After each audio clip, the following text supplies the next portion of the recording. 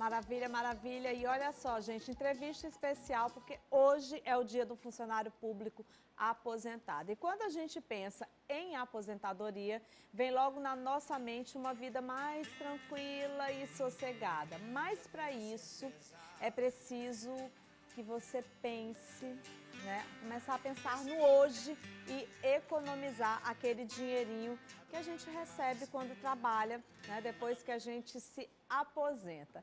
Ele pode, na verdade, optar por um investimento, né? Você pode recorrer a uma previdência privada ou você pode também guardar dinheiro ao longo da vida. Eu estou recebendo aqui no nosso programa hoje o Eduardo Miranda, ele é educador financeiro e ele vai orientar a gente sobre o assunto, sobre como a gente faz com o futuro. Eduardo, bom dia. Bom dia, Carla. Eu já vou começar te perguntando, plano de previdência privada é uma boa opção? Quais são as vantagens e as desvantagens dela? Sim, previdência privada tem que ser algo para longo prazo. É uma boa opção, sim, principalmente para alguém que é desorganizado, porque tá lá todo mês vai vir algo para você pagar, tá? Vai ter aquele boletozinho, né? Sim. Ao contrário de outros investimentos que você teria que você mesmo ir fazer o investimento. Mas previdência privada tem que ser algo assim para você guardar 20, 30 anos no mínimo. Menos do que isso, se você já está perto de se aposentar, é interessante você fazer outros investimentos. Por causa da maneira da tributação da previdência privada, que é diferente das outras. Entendi. Uma pessoa que começa a investir, por exemplo, na aposentadoria privada aos 25 anos e investir R$ 100 poderá chegar, por exemplo, com 60 anos com um saldo de mais ou menos uns 170 mil por aí. Ou se começar aos 40 anos, precisará poupar R$ 400 por mês para alcançar o mesmo valor do final. Porque, como a incidência é de juros compostos, o tempo faz uma diferença muito grande. Muito grande, né? É uma curva exponencial. Se você está guardando por pouco tempo, o crescimento dessa sua reserva vai ser pequeno. Mas se você está guardando, você falou 25 até os 70, né? São 35 anos guardando, enquanto dos 40 até os... 35 anos 30, não. 25 são 45 anos, 45 enquanto anos. dos 40 vão ser só 30. 15 anos a mais vai fazer uma diferença muito grande lá. Eu não sei fazer o cálculo de cabeça agora, A gente colocou aqui o cálculozinho mais ou menos, como a gente falou. Se você começar a investir na aposentadoria privada... 3 vezes maior no caso. Né? Aos 25 anos, você investir, por exemplo, R$ 100 todo mês, você poderá chegar aos 60 anos com um saldo de 170 mil. Mas se você começar aos 40 anos, você precisará poupar R$ 400 por mês para você alcançar o mesmo valor do final. Então é aquilo que a gente está falando, se você começa cedo, você começa poupando R$ 100 todo mês, e aí você não vai sentir tanto. Mas o esforço é bem menor. É bem menor. Se você começa depois dos 40, aí já é complicado, né? Então quanto menos idade você começar a pensar no seu futuro, melhor ainda, né? E a gente sabe que, por exemplo, guardar dinheiro não é fácil, porque, gente, dinheiro é uma coisa que acaba ligeiro. A gente recebe o pagamento, já é só para pagar as continhas, ó. Né? Já fica já só tem só tudo no seu lugar já. Aí quando tem aquela sobrinha e você sempre tem alguma coisinha que você quer comprar e você quer aquilo e tal e tal. E aí a gente muitas vezes acaba não pensando, bom, vou tirar aqui um pouquinho e vou poupar um pouquinho, né? Vou pensar lá no futuro. A minha mãe, ela é terrível, ela diz assim, eu ganho 100 e gasto 200. Eu digo, mãe, pelo amor de Deus, mãe, pensa no seu futuro. Mas aí ela diz assim, eu gasto agora, não sei o quê, isso, aquilo, outro. Não tenho mais idade para guardar. Não tenho mais idade para guardar e não sei mais o quê. E muita gente pensa desse jeito, né, Eduardo? Muito. Mas, ó, por exemplo, no caso da sua mãe, eu não sei qual é a idade dela, mas é interessante. Mamãe tem 70. É interessante pelo menos que ela tenha uma reserva de emergência. Eu digo pra ela isso, mas meu filho... Não necessariamente uma aposentadoria, porque provavelmente isso ela já deve ter, né? Ela já deve ter ela já é alguma aposentada. Mas então o interessante é que ela tem pelo menos uma reserva de emergência, que o que é? É um saldo que é importante você ter. Que é um valor de 6 a 1 ano do gasto mensal dela. Vamos dizer que ela gaste R$ 2.000 por mês, hipoteticamente. Sim. É interessante que ela tenha pelo menos de 12 a 24 mil guardados. R$ 1.000 guardados, uns 25 mil guardadinhos ali. Para alguma emergência, seja de saúde, Sim. ou, sei lá, bater um carro. Sim. Que aí, o que pode acontecer, como ela não tem nada guardado, a grande chance de quando tiver um imprevisto é que ela se endivide. Sim. Com certeza. E aí depois que você começa nas dívidas, você vai naquela bola de neve, Eduardo, tem uma coisa, assim, quando você vai chegando na terceira idade, você já não tem mais tanta força para trabalho. E aí você também já não tem tantas oportunidades, né? Porque trabalhar uma vida inteira. O mercado não absorve O mercado mais. não absorve mais esse profissional.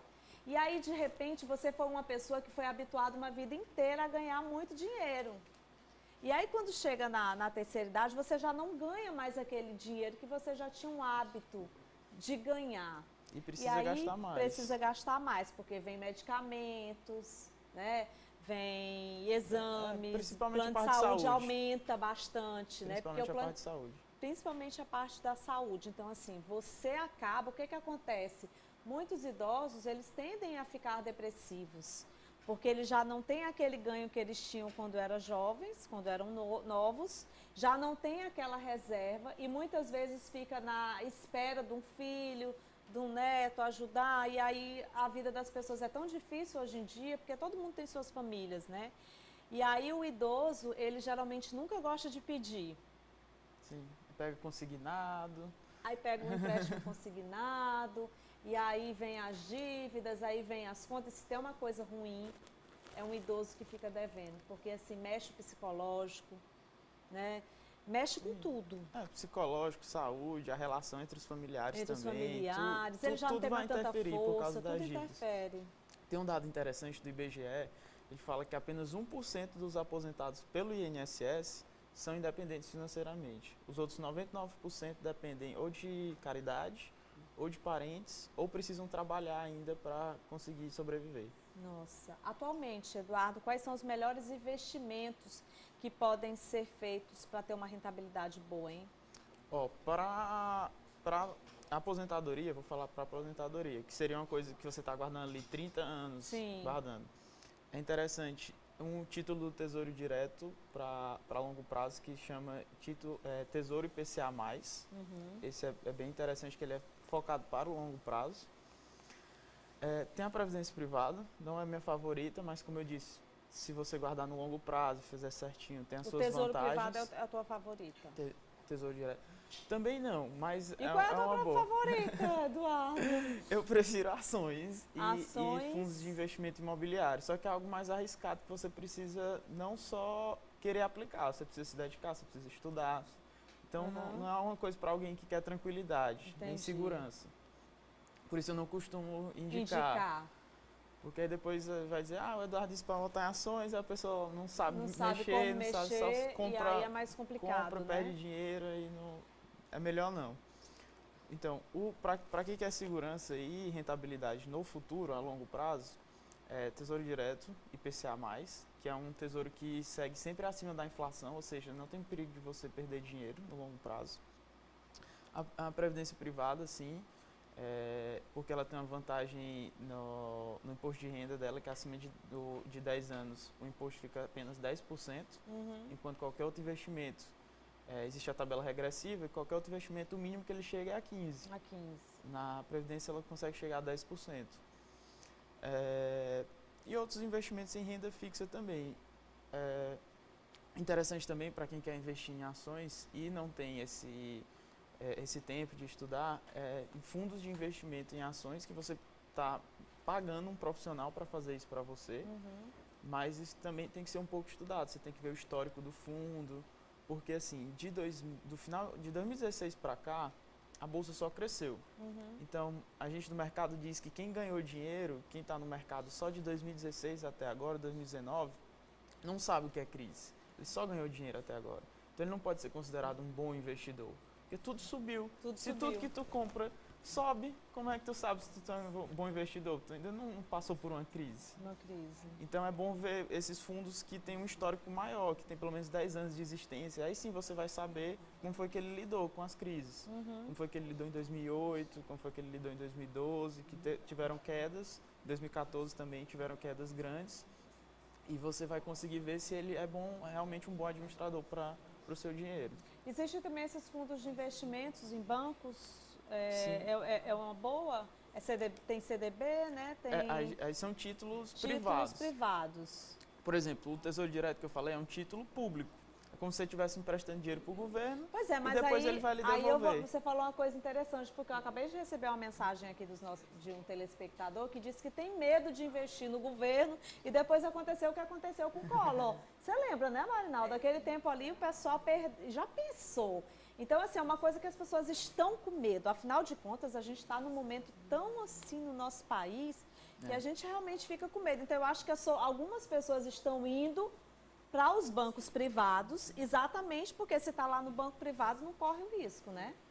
Mais ou menos, é o contrário, assim. Porque Como é que funciona quem isso aí? segura o dinheiro do investimento no Tesouro Direto é o Tesouro Nacional. O que é o Sim. Tesouro Nacional? É como se fosse o cofre do país. Meio que a riqueza do país está lá. Então, se o Tesouro Nacional ele não tem condição de honrar os seus compromissos, ou seja, se o governo não pagar o investimento que você fez, digamos que ninguém mais em toda a economia do Brasil vai ter essa condição. E se o Estado está quebrado, as instituições privadas quebram também. Então, se torna, na verdade, o investimento mais seguro a se fazer é o Tesouro Direto, porque nessa cadeia, o último a quebrar é o governo. As instituições privadas, elas são mais frágeis do que o governo, por mais robustas que elas sejam. Mas aí o saque, por exemplo, do dinheiro? o saque do dinheiro, por exemplo, num banco privado é mais difícil o governo conseguir tirar, né? Sim, sim.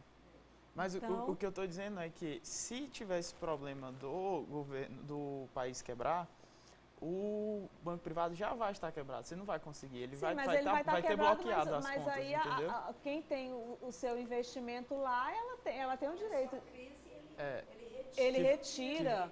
Agora, já no outro, ele não tem como, porque o governo já está com a conta. Foi o que aconteceu com a Grécia em Com a 2009, Grécia. se eu não me engano. Os privados também quebraram e o dinheiro que estava lá, todo mundo... Aí, quando a pessoa vê que o negócio está quebrando, vai lá e já tira logo. Agora, quando está na conta pública, pronto, Marinalda, já pensou? Fica tudo lá. Fica tudo lá. E aí tem muita gente, por exemplo, a gente está falando dos idosos, a época do que aconteceu, do saque do Collor ali, foi que ano?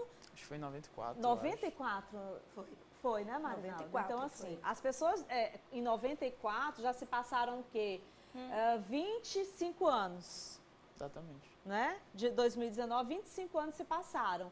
Então, vamos supor, quem tinha 30, 50 anos naquele tempo, hoje tem 75. Então, tem o trauma daquela época. Então, hoje a pessoa já é idosa e ela já começa a imaginar assim, poxa, então acabou gerando um medo muito grande em algumas pessoas. Um telespectador mandou uma mensagem aqui pra gente, a gente voltou nesse assunto, porque realmente as pessoas ficam sem entender como vir Assim, os títulos privados, eles têm uma segurança, que eles são segurados por um órgão que se chama FGC, que é o Fundo Garantidor de Crédito. Ou seja, toda operação que o banco faz, ele é obrigado pelo governo a depositar parte do dinheiro dessa operação no FGC, para quando ele vier a falência, por exemplo, ele cobrir a perda dos clientes. Ele tem um limite, ele é limitado até R$250 mil por CPF e instituição. Ou seja, se você tiver 500 mil em um banco, e esse banco falir, você recebe 250 mil. Acho que coisa de 15 dias o dinheiro está em uma conta da sua preferência. Mas aí, é como eu digo, essa segurança, ela é pública de qualquer forma, porque o FGC é um órgão público. Então, a mesma coisa que está segurando o seu dinheiro numa instituição privada, é uma instituição pública. Eu sei que o fato é que as pessoas hoje em dia elas têm medo de tudo, né? Porque se poupa, fica com medo de acontecer um negócio, de ir lá e tal, tira. Então é muito complicado. Aí muitas pessoas também estão falando sobre a questão do investimento em imóveis. Aí já vem gente que fala ali no nosso WhatsApp, Carla, mas eu tô com um monte de imóvel que eu comprava, hoje para vender tá difícil, para alugar tá difícil. E aí é complicado porque tem gente, por exemplo, que investiu em não sei quantos imóveis, aí tem condomínio para pagar, não aluga, aí quando vai vender, acaba vendendo barato, porque hoje a realidade do que nós estamos vivendo é que muitas pessoas que têm imóveis estão perdendo dinheiro. Imóvel, ele é um investimento arriscado a curto prazo. A curto prazo. Ele é arriscado justamente por isso, porque ele tem taxas que você vai ter que ficar pagando. Tem a taxa de condomínio, tem o IPTU que você tem que pagar todo ano. Todo ano. Se você não desligar, tem que ficar pagando o mínimo da água, da luz. Então, é a longo prazo, porque é uma coisa... que permanece, É um investimento que, na verdade, Ela te é dá segura. segurança. É um investimento para você morar com a sua família, com seus filhos. Para você pensar assim, eu estou lá no futuro, mas eu tenho uma casa minha, né? Que eu não vou ter que pagar aluguel. Porque é muito ruim também essa incerteza de você não ter um canto próprio seu, né, Marinalda? Você isso aí tem eu uma conheço. segurança. Então, assim, é bom você comprar uma casa dos seus sonhos, um apartamento dos seus sonhos, algo para você usufruir junto à sua família. Mas aí, quando você começa a achar, eu vou comprar uma casa, isso, eu vou comprar uma... Aí começa, vou fazer esse tipo de investimento, você também tem que prestar muita atenção. O fato é que é importante a gente procurar um consultor, no caso o Eduardo está aqui comigo, vou até colocar tem o WhatsApp do Eduardo aí, tem pessoal no Instagram também, aí no nosso WhatsApp tá pedindo. Depois a gente vai colocar, ó. Inclusive tem uma telespectadora aí, ó. Carla, posso pagar a previdência para minha filha de 13 anos? Eu não sei responder essa pergunta. Não sei se pode abrir uma previdência para menor de 18 anos. Viu? Mas aí a gente pode até colocar junto com a doutora Adriana no quadro Café com Lei, para ela nos dar essa informação aí mais precisa. Não, pode. Pode? Pode. Eu conheço casos de clientes que têm previdência para crianças. Para crianças, né? Sim.